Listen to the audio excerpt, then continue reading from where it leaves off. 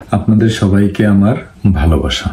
2014 সালে জানুয়ারি মাসে আমি ফেসবুকে একটা পেজ ওপেন করেছিলাম, সেটার নাম ছিল পুনর্জাগরণ। তো পুনর্জাগরণ নামকরণটা এই জন্যই করেছিলাম, আমার মধ্যে একটা উপলব্ধি এসেছিল বাংলাদেশ স্বাধীন হওয়ার পর 2014 সালে আমি যখন এই চিন্তাটা করেছিলাম, ততদিন পর্যন্ত বাংলাদেশের তেমন কোনো উন্নতি হয় নাই, হচ্ছিল না। এবং বাংলাদেশের স্বাধীনতা যে উদ্দেশ্যে মানুষ প্রাণ দিয়ে স্বাধীন করেছিল, সেই স্বাধীনতাটা আমরা পাইনি এবং দেশের জন্য আমরা কিছুই করতে পারিনি। তো সেই চিন্তা থেকে আমার কাছে সবসময় মনে হয়েছিল যে আমাদের মধ্যে মুক্তিযুদ্ধের মতো আর একটা জাগরণ দরকার, এবং আর একটা বিপ্লব দরকার, যেই জাগরণটা শুধুমাত্র তরুণদের পক্ষেই সম্ভব। আর এই জন্যই আমি পেজটার স্লোগান দিয়েছিলাম তরুণ প্রজন্মের নতুন দল।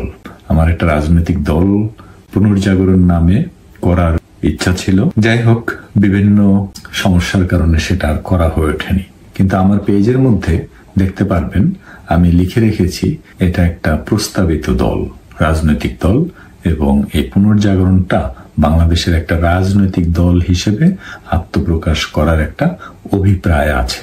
ওই সময় 2015 সালে আমি একটা কবিতা লিখেছিলাম বাংলাদেশের সার্বিক পরিস্থিতির উপর। সেটা হলো, শয়তানের দল হয়ে গেছে ভারী, ভালো মানুষ দিয়েছে ডুব। মানে তখনকার পর্যন্ত যে পরিস্থিতি ছিল সেটা দেখা যাচ্ছিল যে সব দুষ্টু লোকেরা, সুবিধাবাদী লোকেরা, তাদের পাল্লা ভারী হয়ে যাচ্ছে, আর ভালো মানুষগুলো আস্তে আস্তে সরে যাচ্ছে, চুপ হয়ে যাচ্ছে, তারা কথা বলতে পারছে না, তারা প্রকাশ করতে পারছে না, এরকম হয়ে যাচ্ছে সোসাইটিতে। শয়তানেরা আজ গলা ফাটাচ্ছে খুব।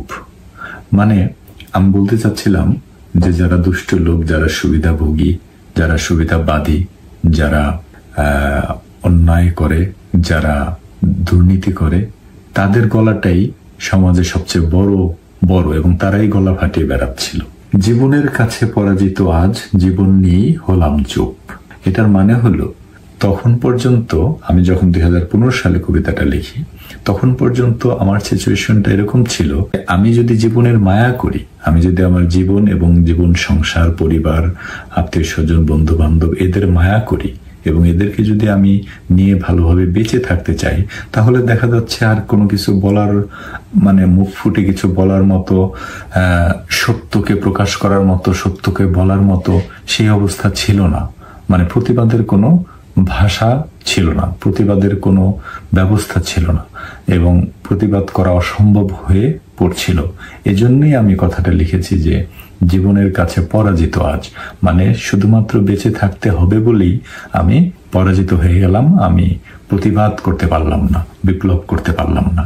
বলবো না কথা, শুনবো না আর, গাইবো না কিছু, দেখবো না তার মানে হলো, আমি বলতে চাচ্ছিলাম ঠিক আছে, যদি আমি যেহেতু জীবনকে ভালোবাসি, আমার জীবন যৌবন সংসারকে ভালোবাসি, সেহেতু আমি জীবনের কাছে পরাজিত হয়ে আমি আর কোনো কিছু বলবো না, আমি আর কোনো কিছু শুনবো না, এবং কোনো বিপ্লবের গান গাইবো না। হে অহংকারী, হে লোভী, এগিয়ে যাও, অযোগ্য লোকের রাজ্য তোমার। তো এটা আসলে তখন পর্যন্ত যত শাসকরা এসেছিল, বাংলাদেশ শাসন করেছিল বা শাসন করেছে, স্বৈরশাসক বলেন, একনায়ক বলেন, সামরিক শাসক বলেন, যেই হোক, সবার উদ্দেশ্যে এটা বলা যে হে অহংকারী, হে লোভী, এগিয়ে যাও, অযোগ্য লোকের রাজ্য তোমার। মানে তারা ক্ষমতার জন্য এতই লোভী ছিল, তাদেরকে বাড়তে দেয়া ছাড়া আর কোনো উপায় ছিল না, আর তাদের রাজ্যটা ছিল অযোগ্য লোকে ভরা। একটা কথা আমরা মনে হয় 4 কি 5-এ আমি প্রাইমারি স্কুলে থাকতে আমি এই কথাটা শুনেছি, আমার স্পষ্ট মনে আছে এখন, যে বাংলা, এটা ইংলিশ বইতে মনে হয়েছিল, বাংলাদেশের সবচেয়ে বড় প্রবলেমটা কি, সেটা হলো right people are not in the right places. সঠিক জায়গায় সঠিক লোক নাই, যার যেখানে থাকার কথা সে সেখানে নাই। এটা কিন্তু স্টিল নাও বাংলাদেশের সবচেয়ে বড় প্রবলেম। তো যাই হোক, এই জন্যই লিখেছিলাম যে অযোগ্য লোকের রাজ্য তোমার, কুচুকাটা করো রাজ্য সাবার।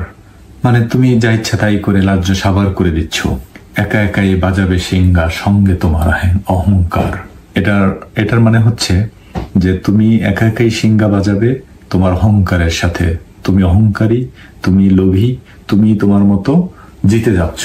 মালিকাল মুলক নূরে জাহান, তাকিয়ে দেখো এ তো তোমারই সারা জাহান। তো এটা হলো কি, যে যখন মানুষের দেয়ালে পিঠ থেকে যায় এবং জীবন নিয়ে পালাতে হয়, তখন খোদার কাছে নালিশ দেয়া ছাড়া আর কোনো উপায় থাকে না। এবং ওটাই আমি বলতে চেয়েছি যে মালিকাল মুলক, হে বিশ্বের মালিক, হে মুলকের মালিক, তুমি তাকিয়ে দেখো, হে জাহানের নূর, তুমি শুধু দেখো যে তোমার এই সারা জাহানের কি অবস্থা। তো যাই হোক, 2015 সালে আমি এই কবিতাটা লিখেছিলাম বাংলাদেশের তখন পর্যন্ত পরিস্থিতি নিয়ে, এবং আমার এই রাজনৈতিক দর্শনটা এসেছিল, সেটার নাম ছিল পুনর্জাগরণ। আমার মধ্যে বিশ্বাস ছিল যে আমাদের জেতার জন্য, আমাদের এই পরিস্থিতি থেকে উত্তরণের জন্য একমাত্র উপায় হলো আরেকটা জাগরণ, আরেকটা পুনর্জাগরণ। আর আমি আবারও বলি যে পেজটার মোটো ছিল, স্লোগান ছিল তরুণ প্রজন্মের নতুন দল। তো আজকে 2024 সালের জুলাই আগস্ট মাসে যে বিপ্লব হয়েছে, সেটা সারা পৃথিবীর মানুষ অবাক চোখে তাকিয়ে দেখেছে। এবং এটার মূল মন্ত্র ছিল তারুণ্য, এবং এটার মূল মন্ত্র ছিল জাগরণ, পুনর্জাগরণ, এবং এটার মূল মন্ত্র ছিল একতা। তো ছাত্র এবং সাধারণ মানুষের মধ্যে যে একতা ছিল, এবং এই একতাকে শক্তি করে তারা সকল বাধা, সকল বিপত্তি জয় করেছিল এবং বিপ্লবকে সফল করেছিল। আমাদের এরকম অবস্থা হয়ে গিয়েছিল যে আমরা চিন্তা করছিলাম যে এই স্বৈর শাসকরা যতদিন পর্যন্ত না মরবে, আল্লাহ যতদিন এদেরকে না নেবে, ততদিন আমাদের এই পরিস্থিতি থেকে উত্তরণের কোনো উপায় নাই। কিন্তু আল্লাহ আমাদের উপর রহমত দিয়েছেন, আল্লাহ বাংলাদেশের মানুষের উপর রহমত দিয়েছেন। এক রাতের মধ্যে, কয়েকদিনের বিপ্লবে, শুধুমাত্র তরুণদের সাহসে, যারা দেশের জন্য গুলির সামনে বুক পেতে দিয়ে নিজের জীবন দিয়ে এই বিপ্লব সাধন করে পুনর্জাগরণ দিয়ে গেছে, এবং আমাদেরকে এই লাস্ট অপরচুনিটি আমাদের হাতে তুলে দিয়ে গেছে। আমি সবার উপর আল্লাহর রহমত বর্ষিত হোক সেই দোয়া করি, এবং এই রহমতের দান হিসেবে, এই রহমতের সুযোগটা আমরা যেন কাজে লাগাতে পারি, সেটা আমাদের সবচেয়ে বড় দাবি এবং সবচেয়ে বড় দোয়া। আল্লাহর কাছে হাজার শুকুর, এবং আমি মনে এই শান্তি নিয়ে অন্তত মরতে পারবো যে পুনর্জাগরণ সার্থক হয়েছে এবং বৈপ্লবিক অভ্যুত্থানের মাধ্যমে বাংলাদেশে শান্তি ফিরে এসেছে। এবং আমি আশা করি আজকের তরুণরাই এই বাংলাদেশ গড়তে পারবে, সোনার বাংলাদেশ তারা গড়তে পারবে, এবং এটা একমাত্র তরুণদের পক্ষে সম্ভব। কারণ এই তরুণরাই বন্দুকের গুলির সামনে নির্দ্বিধায় বুক পেতে দিতে পারে, যেটা আমার পক্ষে সম্ভব হয় নাই, হয়তো হবেও না।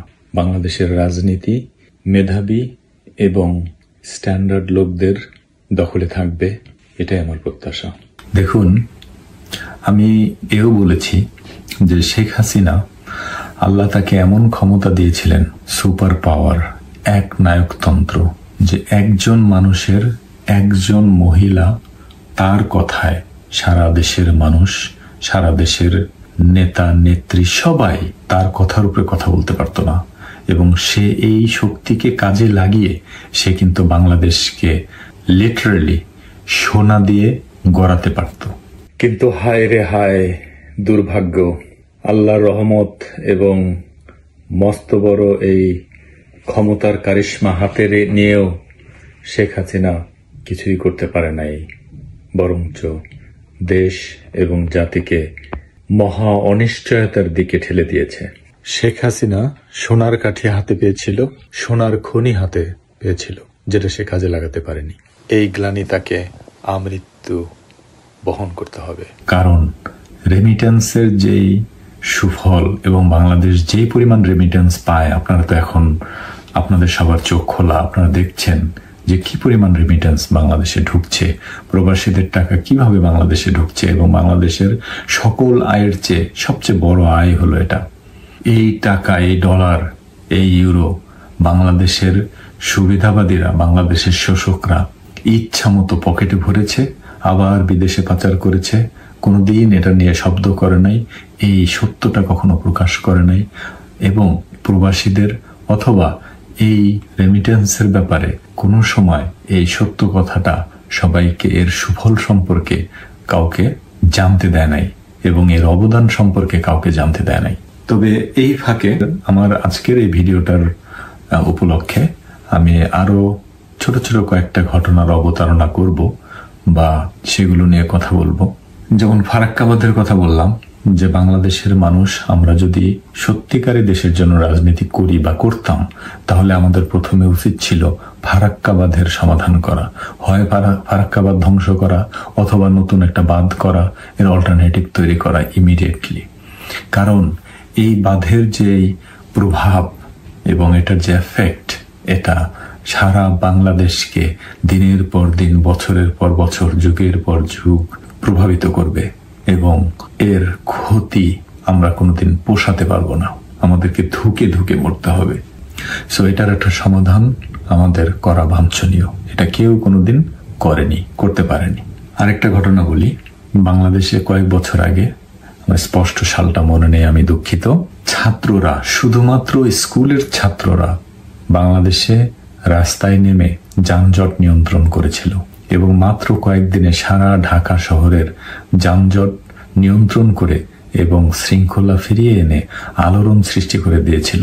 তাদের মধ্যে কিন্তু কোনো রাজনৈতিক সংগঠন ছিল না, কোনো প্রি প্ল্যান, কোনো নেটওয়ার্ক ছিল না। তো আপনারা চিন্তা করেন কিভাবে এটা সম্ভব হয়েছে। তো এই জিনিসটা কোনো একটা নেতা, কোনো একটা দেশের আমলা বা যাই বলেন, কেউ কিন্তু একটাবার এটার ব্যাপারে কাউকে ধন্যবাদ দিল না, ছাত্রদের অভিবাদন করলো না, অথবা ছাত্রদেরকে একটা ব্যাপারে এই ব্যাপারে প্রশংসা করলো না, ধন্যবাদ দিল না। অন্তত তাদের লজ্জাটা প্রকাশ করা উচিত ছিল যে আমরা খুবই লজ্জিত যে আমরা সরকারে থেকে, এতদিন ধরে আমরা সরকারে আছি, আমরা সরকার যারা দেশের নীতি নির্ধারণ করব, দেশকে উন্নয়ন করব, আমরাই এটা করতে পারলাম না এতদিনে, এত বছরে, স্বাধীনতার 50 বছরে করতে পারলাম না। আর মাত্র 5 দিনে ছাত্ররা সারা ঢাকা শহরের, সারা শহর, সারা দেশের রাস্তার নিয়ম কানুন শৃঙ্খলা ফিরিয়ে এনেছিল। তো এই ভুলটুকু, এই অপারগতাটুকু প্রকাশ করার মতো সৎসাহস আমাদের রাজনৈতিক নেতা অথবা দেশের সরকারের তখন ছিল না। এটা খুবই লজ্জাজনক বিষয়। আর একটা বিষয় আমি বলবো, সেটা হলো প্রবাসীদের নিয়ে। করোনার সময় যে দুঃখজনক ঘটনা ঘটেছে, আমি আর বিশদগার করতে চাই না, কিন্তু আমি ভবিষ্যতের জন্য রিমাইন্ডার দিতে চাই। কারণ তখন আমার মধ্যে খুব ইচ্ছা ছিল আমি একটা প্রবাসী জাগরণ সৃষ্টি করব প্রবাসীদের নিয়ে, কিন্তু দেশের স্বার্থে সেটা করা হয় নাই। কারণ করোনার সময় আপনার সিনটা দেখেন, আমরা বাংলাদেশের নাগরিক, আমাদের বাংলাদেশের পাসপোর্ট, আমরা বাংলাদেশের জন্য অবদান রাখছি, আমরা বাংলাদেশে রেমিটেন্স পাঠাচ্ছি, বাংলাদেশের জন্য আমরা মনে করছি, বাংলাদেশের জন্য আমরা কাঁদছি, বাংলাদেশে আমরা ফিরে দিতে যাচ্ছি, বাংলাদেশে আমাদের বাপ মা, ভাই ব্রাদার, আত্মীয় স্বজন সবাই আছে, বাংলাদেশ আমাদের দেশ, বাংলাদেশ আমাদের মা। করোনার সময় আমাদের করোনা হয়েছে বা হইতে পারে, এই জন্য বাংলাদেশে আমাদেরকে ঢুকতে দিচ্ছে না। আমার নিজের দেশে আমি যেতে পারছি না, দুঃখ হয়, করোনা হয়, কোনো বাবা মা কি তাকে বাড়িতে ঢুকতে দিবে না? না দিয়ে পারবে? এরকম কোনো বাবা মা আছে পৃথিবীতে? তো আপনারা চিন্তা করেন, দেশের সরকার প্রবাসীদের ঢুকতে বাধা দিচ্ছে, তাদের ঢুকতে না করছে। অথচ দেখেন, আমি অন্যদিকে ওই দিন দেখলাম যে ডেনমার্ক গভর্নমেন্ট ঘোষণা করে দিল যে পৃথিবীতে যেখানে ড্যানিশরা আছেন, তারা এই করোনা মহামারী আরো পরিস্থিতি খারাপ হওয়ার আগে অতি শীঘ্র আপনার দেশে চলে আসেন। দেখেন আমাদের চিন্তা ভাবনার পার্থক্যটা কি। তো এটা ছিল মারাত্মক কালপ্রিটের মতো একটা কাজ, যেটা কুলাঙ্গার ছাড়া এই কাজ কেউ করতে পারে না। আর একটা বিষয় হলো, এই বিষয়ের সাথে ওই সময় করোনার সময় দোকানপাটে সাইনবোর্ড লাগাই দেওয়া হয়েছিল যে এখানে প্রবাসীদের প্রবেশ নিষেধ। অথচ দেখেন, একই দোকানে প্রবাসীরা বিকাশে টাকা পাঠাচ্ছে, সেই দোকানের মধ্যে বিকাশের সাইনবোর্ড ঝুলছে, প্রবাসীরা টাকা পাঠাচ্ছে, তারা সেই টাকা খেয়ে বেঁচে আছে, অথচ তারা প্রবাসীদের সেই দোকানে ঢুকতে দিচ্ছে না। আপনি এই সিনগুলো আপনারা এই সিনগুলো, এই দৃশ্যগুলো একবার চিন্তা করুন। আর যদি তখন আমরা প্রবাসীরা যদি একজোট হয়ে 1 মাস আমরা যদি কোনো টাকা না পাঠাতাম, বাংলাদেশের কোনো সরকার টিকে থাকতে পারত না। যাই হোক, আপনারা বাস্তবে দেখেছেন বাংলাদেশে এখন যারা আছেন 2024 সালে অনেক কিছু দেখেছেন, অনেক কিছু সাক্ষী, অনেক অভিজ্ঞতা আপনাদের আছে, করোনার অভিজ্ঞতা আছে, আপনাদের স্বৈর শাসক এবং স্বৈর শাসনের নিষ্পেষিত হওয়ার অভিজ্ঞতা আছে, আপনাদের ডিজিটাল যুগের অভিজ্ঞতা আছে, আপনাদের ব্যাংক লোন কিস্তিতে জর্জরিত হওয়ার অভিজ্ঞতা আছে, আপনাদের এই পুনর্জাগরণ এবং জনবিপ্লব এবং ছাত্র বিপ্লবের অভিজ্ঞতা আছে। আপনারা নতুন বাংলাদেশ খুঁজে পেয়েছেন, উপহার হিসেবে পেয়েছেন বা ছিনিয়ে এনেছেন। আপনারা এটাকে কাজে লাগান, এই আশাটা আমি করব। আর সামনের বাংলাদেশটা যারা এখন অস্থায়ী সরকারে আছেন বা যারা দেশের জন্য এখন সিদ্ধান্ত নেবেন, যারা দেশটাকে এখন চালাবেন, তাদের কাছে আমার রিকোয়েস্ট যে বাংলাদেশটা আমরা এমন একটা বাংলাদেশ চাই যেখানে কার কি ধর্ম, কার কি বর্ণ, কার কি লিঙ্গ, কার বাবা কি, এটা নিয়ে কোনোদিন কেউ প্রশ্ন করবে না। কোনো ফর্মের মধ্যে ফিল আপ করতে হবে না তোমার ধর্ম কি, তোমার বর্ণ কি। ধর্ম বর্ণ নির্বিশেষে আমরা সংখ্যালঘু বলতে কোনো শব্দ শুনতে চাই না। আমরা সবাই এক, আমরা সবাই মানুষ। পুনর্জাগরণের মূলনীতির মধ্যে আমি চিন্তা করেছিলাম যে এটা হবে আমাদের বাংলাদেশ, কারো নিজের দেশ না, কারো বাবার দেশ না, এটা আমাদের সবার, আমাদের দেশ বাংলাদেশ, এটা হবে আমাদের স্লোগান। আমরা স্বাধীনতা, বাংলাদেশের মুক্তিযুদ্ধকে সম্মান জানাই, মুক্তিযুদ্ধে যারা অবদান রেখেছেন সবাইকে আমরা সম্মান জানাবো, সবার প্রতি আমরা কৃতজ্ঞতা জানাবো, যথাসম্ভব তাদেরকে সম্মান দেব এবং ধর্ম, বর্ণ, জাত কোনো কিছু দিয়ে আমরা কাউকে বিচার করব না। ধর্ম রাষ্ট্রীয় কোনো ব্যাপার থাকবে না, ধর্ম একটা ব্যক্তিগত ব্যাপার থাকবে। যার যে ধর্ম ইচ্ছা সে সেই ধর্ম পালন করবে। কেউ কাউকে ধর্মীয় ব্যাপার নিয়ে কটাক্ষ করবে না, কেউ কারো সংখ্যালঘুতা নিয়ে কটাক্ষ করবে না। এরকম একটা দেশ আমরা চাই।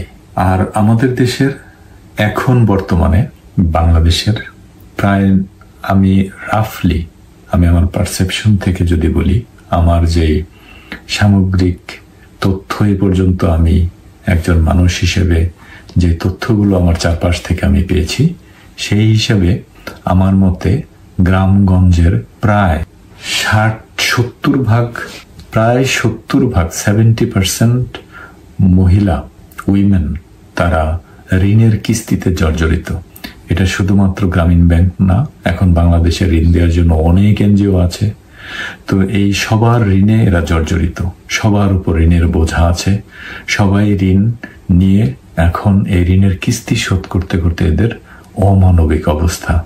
এটা যে কি যাতনা, এটা আপনারা একটু খবর নেবেন এবং আপনাদের উপর ভবিষ্যতে যারা দেশ চালাবেন তাদের জন্য আমার এই একমাত্র রিকোয়েস্ট যে আপনারা এই ঋণের বোঝা থেকে সবাইকে মুক্ত করবেন এবং সেই পরিবেশ সৃষ্টি করবেন, এটা আমি চাই। আর একটা হলো কৃষি পণ্যে কীটনাশক এবং বিষ ব্যবহার অবৈধ করা এবং বন্ধ করা কমপ্লিটলি। এটা আমাদের জন্য খুব নেসেসারি, আমাদের বেঁচে থাকার জন্য, আমাদের ভবিষ্যৎকে নিশ্চিত করার জন্য।